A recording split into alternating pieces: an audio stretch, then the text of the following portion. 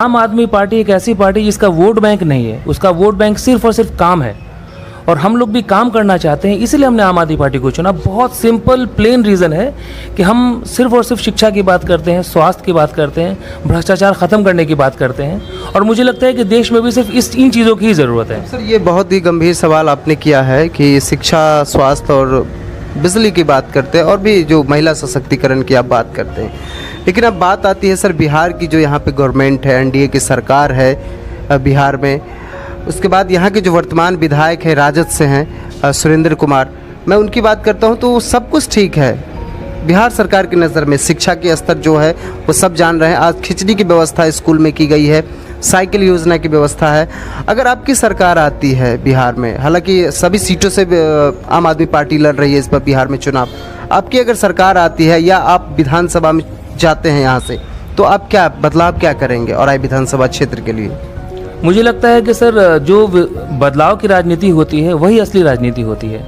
पिछले 30 सालों से हमारे देश की जनता चाचा और भतीजा में उलझ के फंसी हुई है, उलझी हुई है। देखा जाए तो आपके पास कोई विकल्प ही नहीं है। सारे के सारे राजनीतिक दलों ने 2 टीम बना रखी है, यानी इंडिया और पाकिस्तान के बीच में मैच चल रहा है, या तो इंडिया जीतेगा या पाकिस्तान जीतेगा, जैसे दिल्ली में लोगों ने प्रचार किया था। अभी हमारे पास तीसरा कोई ऑप्शन नहीं है। तो ये राजनीतिक क्रिकेट मैच नहीं होता है जिसमें कोई एक टीम जीतती है। हमारे पास 2 टीम है, एनडीए गठबंधन और यूपीए गठबंधन। इसके अलावा तीसरा कोई ऑप्शन ही नहीं है। अगर हम चाहते हैं कि हम विकास की राजनीति की बात करें तो हम नहीं कर पाते। हमारे बिहार में शिक्षा मुफ्त है, स्वास्थ्य भी मुफ्त है, लेकिन कहाँ है? क्या कोई ऐसा विद्यालय है जहाँ पर बीडीओ साहब अपने बच्चे का नाम लिखा सके? क्या कोई ऐसा स्वास्थ्य केंद्र है, कोई भी ऐसा पीएचसी हो या एपीएचसी हो या कोई भी ऐसा सरकारी अस्पताल जहाँ थानेदार साहब अपने बच्चे का इलाज कराएं, अपनी पत्नी का, गर्भवती पत्नी का वहाँ डिलीवरी कराएं? मुझे नहीं लगता ऐसा संभव है। क्यों? क्योंकि प्राइवेट अस्पताल, प्राइवेट स्कूल्स फल फूल रहे हैं। इसलिए बहुत मुश्किल नहीं। अगर हमारे सुरेंद्र यादव जी जो यहाँ के वर्तमान विधायक हैं, उनका कहना है कि 18 महीने ही हमारी सरकार रही, उसके बाद सरकार दूसरी बन गई, लेकिन आप तो विधायक हैं, आपने तो इस्तीफा नहीं दे दिया। आपके पास जो फंड आ रहे थे, आपकी जो जिम्मेदारी थी, वो एक विधायक की जिम्मेदारी है। लेकिन लगातार सर 65 वर्षों से जनता को बेवकूफ़ बनाया जाता है। जैसा जनता कहती है कि वोट ले लिया जाता है, हिंदू मुस्लिम करके, राजपूत भूमिहार, ब्राह्मण ग्वाला करके वोट ले लिया जाता है। उसके बाद सब अपने अपने घर बैठ जाते हैं, अपनी रोटियां सेकते हैं। लेकिन अब आप आए हैं, क्या चेंजिंग क्या करना चाहते हैं आप? क्या परिवर्तन क्या होना चाहिए? हालांकि बहुत सारी बातें हैं। आपका 6 सूत्री जो मांग है, चचरी मुक्त भी मतलब ये औराई विधानसभा क्षेत्र होनी चाहिए। मुझे लगता है कि पूरे बिहार में औराई विधानसभा क्षेत्र से ज़्यादा बांस की पुल कहीं नहीं है। यहाँ पे 22 से 25 पुल हैं। इस पे आप क्या काम करेंगे? सबसे पहला मुद्दा कि यहाँ पे जनसंचार ही नहीं है, लोगों को आने जाने की सुविधा ही नहीं है। सर वैसे मुद्दे तो बहुत सारे हैं। दिल्ली मॉडल ने ये दुनिया को दिखा दिया है कि अगर हम चाहें तो कर सकते हैं, और अगर हम नहीं करेगा तो कौन करेगा। अच्छा, ये आप दिल्ली मॉडल करना चाहते हैं? अगर हाँ, ये एक्चुअली होता क्या है कि हर आदमी का स्वास्थ्य अलग होता है, उसकी शिक्षा की तरीका अलग होता है। दिल्ली का डेमोग्राफी अलग है, बिहार की डेमोग्राफी अलग है, और बिहार में औराई की डेमोग्राफी सबसे खराब है। अगर हम चचरी पुल की बात करें तो मैं अपनी जनता को आपके चैनल के माध्यम से ये आश्वस्त करना चाहता हूँ कि नेताओं की तरह वादा नहीं करेंगे, एक फौजी की तरह दावा करेंगे कि जितने बच्चे, छोटे छोटे बच्चे, जाके फ़ोटो खींच ले, रख ले अपने पास, दिखा देंगे कि चचरी पुल ख़त्म कैसे होता है। चचरी पुल नहीं रहेगा, ये विश्वास के साथ कह रहे हैं कि हम चचरी पुल को ख़त्म कर देंगे। ये मजाक बना रखा है लोगों ने। चाहे अगर हम 2 दिन भी कुर्सी लगा के बैठ जाएंगे अगर स्कूल के पास, तो क्या वहाँ विद्यालय के कर्मचारी, विद्यालय के अध्यापक, प्राध्यापक नहीं आएंगे वहाँ पर? अगर हम 2 दिन अस्पताल में जाके कुर्सी लगा के बैठ जाएंगे तो क्या हमारे डॉक्टर्स, हमारे जो भी वहाँ के प्रभारी हैं, वो नहीं आएंगे? दवाएं नहीं मिलेंगी? सर, विधायक एक जनप्रतिनिधि होता है और अपने विधानसभा का वो नेतृत्व कर रहा होता है। आपके यहाँ आपकी महिलाएं अच्छे स्वास्थ्य को लेके, अच्छे इलाज को लेके परेशान हैं। आपके बच्चे पढ़ाई करने के लिए मुजफ्फरपुर जाते हैं यहाँ से।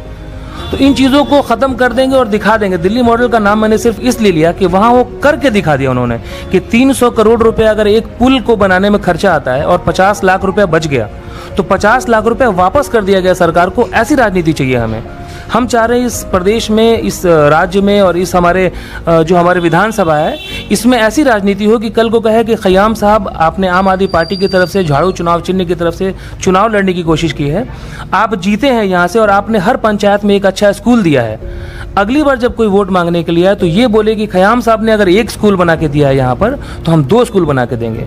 अगर उन्होंने एक विद्यालय, एक अस्पताल बनाया है तो हम अगली बार 2 विद्यालय, 1 पंचायत में बनाएंगे। अगर उन्होंने 200 यूनिट बिजली फ्री कर दिया तो हम 400 करेंगे। अगर उन्होंने 400 की जगह 2500 कर दिया वृद्धा पेंशन तो उसको हम 5000 करेंगे। ऐसी राजनीति होगी, कंपटीशन की राजनीति होगी, तो मुझे लगता है कि शायद मेरा सफल हो जाएगा राजनीति में। जिस पे देश का गर्व है, जिसके सरताज आज हमारे साथ बैठे हुए, एक रिटायर्ड फौजी सदात खयाम साहब औराई विधानसभा क्षेत्र से।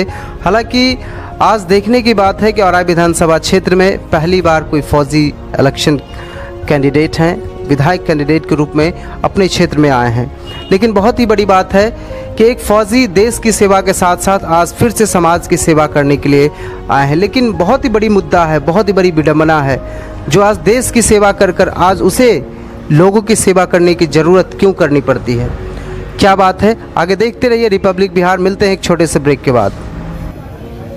कार्यक्रम पूछता है बिहार आप देख रहे हैं, हमारे साथ हाथ बने हुए हैं औराई विधानसभा क्षेत्र से आम आदमी पार्टी के कैंडिडेट सादात खयाम साहब पूर्व वायु सैनिक हैं और भावी प्रत्याशी भी हैं। लोगों की चाहत इस बार झाड़ू की बटन दबाने की है, लेकिन इस बार ये राजनीति जो करने आए हैं, कंपटीशन की राजनीति करने आए हैं। हम अगर 200 खर्च करते हैं अपने विधानसभा के लिए तो अगला 400 खर्च करें, ऐसी राजनीति आप कह रहे हैं खयाम साहब। लेकिन अब दिल्ली मॉडल स्कूल की आप बात कर रहे थे। सबसे पहले अगर शिक्षा समाज को सुसंस्कृत बनाता है, इस पर आप क्या कहना चाहेंगे? सर, शिक्षा, हमारे सरकार ने संविधान में लिखा है कि शिक्षा फ्री होना चाहिए, बेसिक एजुकेशन फ्री होना चाहिए। लेकिन सर फ्री कहाँ है?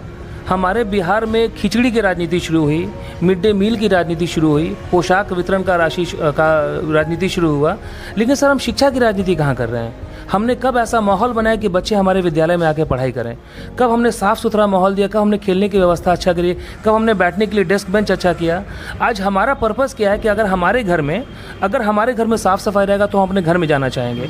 विद्यालय बच्चे 4 घंटे या 5 घंटे के लिए आते हैं। उस 5 घंटे के अंदर में अगर हमने उनको फैसिलिटी नहीं दी, आज एक विद्यालय के कर्मचारियों की तनख्वाह, अध्यापक की तनख्वाह 25,000 से लेकर 50,000 रुपये तक होती है, और एक प्राइवेट स्कूल के तनख्वाह के कर्मचारियों की तनख्वाह और उनके अध्यापकों की तनख्वाह 5,000 रुपये से लेकर 15,000 रुपये तक होती है।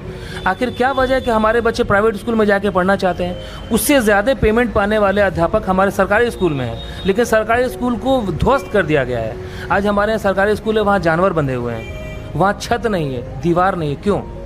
आज करोड़ों रुपए लगा कि वहाँ बिल्डिंग बनती है, डेस्क बेंच की सुविधा नहीं है वहाँ पर, बच्चे हमारे कैसे जाएंगे वहाँ पर? तो जाहिर सी बात ये कहीं ना कहीं हमारे विधानसभा के विधायक हों चाहे सांसद हो, ये कहीं ना कहीं प्राइवेट स्कूल्स को, प्राइवेट अस्पताल को प्रमोट करने के लिए मैं सीधा सीधा इल्ज़ाम लगा रहा हूँ। आज हमें आने की ज़रूरत इसलिए पड़ी कि आपने अच्छा काम सही नहीं किया। आज देश में कोई भी विपत्ति है तो सबसे लास्ट में फौजी जाते हैं ख़त्म करने के लिए, चाहे हमें खुद लेट करके पुल क्यों नहीं बनाना पड़े बाढ़ में, जैसे हमने उत्तराखंड में देखा है। आज हम यहाँ दिखा देंगे कि अगर स्कूल है तो स्कूल की परिभाषा क्या होती है। सिर्फ एक जगह दे लेना, वहाँ पर एक बिल्डिंग पुरानी सी हो जाना, वो स्कूल नहीं कहलाता है। बलिया गांव में हमारे एक स्कूल की स्थापना हुई थी, वहाँ कोई टीचर नहीं आता है, वहाँ जाने का रास्ता नहीं है, दीवारें टूट गई हैं वहाँ पर। आखिर ऐसा क्यों हो रहा है? क्या वजह है कि यहाँ के स्कूल में शिक्षक हैं लेकिन शिक्षक पढ़ाने नहीं आते हैं? डेस्क बेंच नहीं है, दीवारें नहीं है, दरवाज़ा नहीं है, कुछ भी कोई फैसिलिटी नहीं, वहाँ कूड़ा फेंका जाए। ये विडंबना पूरे बिहार की है, जहाँ शिक्षा की स्तर इतनी गिर गई है। लगातार शिक्षक को सिर्फ पैसे ही चाहिए। बिहार सरकार को ये बहुत ही बड़ी चेतावनी है।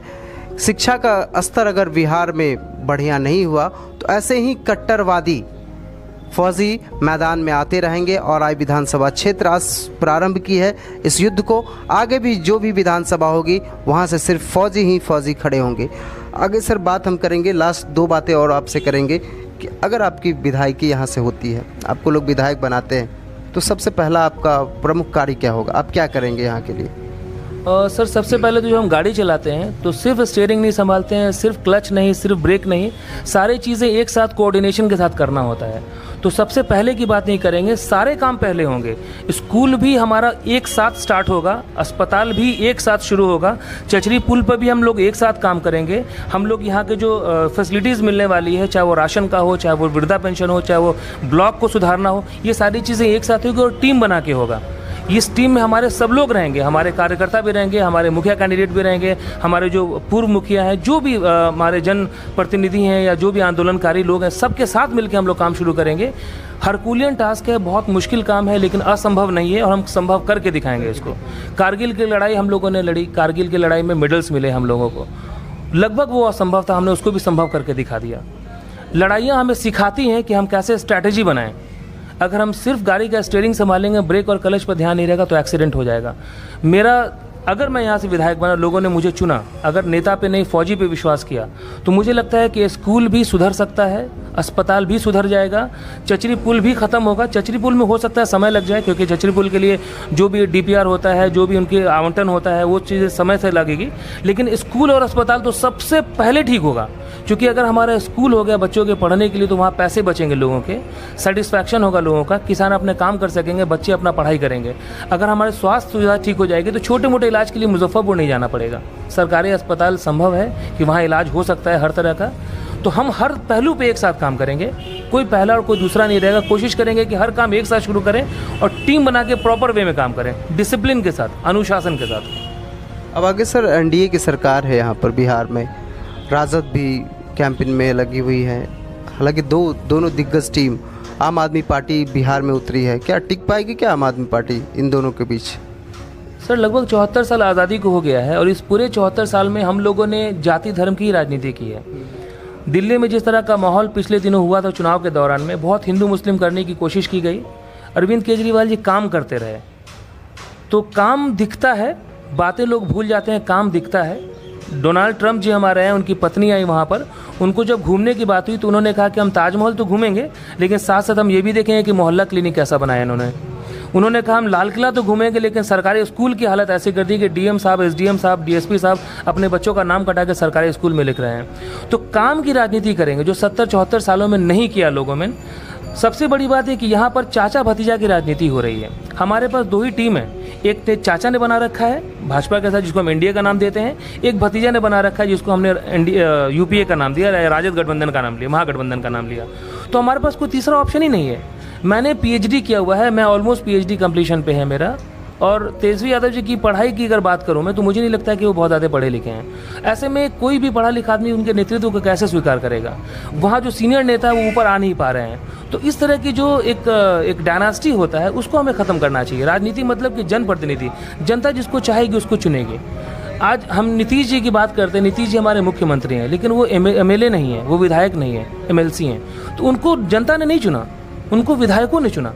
तो इन चीज़ों को हमें समझना होगा। हमें ऐसे लोगों को चुनना है जो हमारे जनता चुने, और जनता होशियार है, जनता समझदार है, उनको पता है कि अब जाति धर्म की राजनीति नहीं होगी, अब यहाँ पर सिर्फ काम की राजनीति होगी। जो काम करेगा वो राजनीति में रहेगा, और काम करता रहेगा, राजनीति में रहता रहेगा। वो सीधी सी बात है, साइकिल का पैडल जब तक चलाते रहेंगे साइकिल चलती रहेगी। और मुझे लगता है कि जिस तरह आम आदमी पार्टी का कोई वोट बैंक नहीं है, उसका वोट बैंक सिर्फ काम है। मैं भी आम आदमी पार्टी की तरफ से हूँ, मेरा भी वोट बैंक सिर्फ काम रहेगा। मैं सिर्फ और सिर्फ काम की बात करूँगा, ये मेरा इरादा है। और मेरे पीछे बहुत सारे फौजी लोग मुझे देख रहे हैं, मुझे मेरे कौम के लोग भी देख रहे हैं कि ये बंदा गलत करेगा तो सबसे पहले नज़र मेरे ऊपर जाए। Press the bell icon on the YouTube app and never miss another update.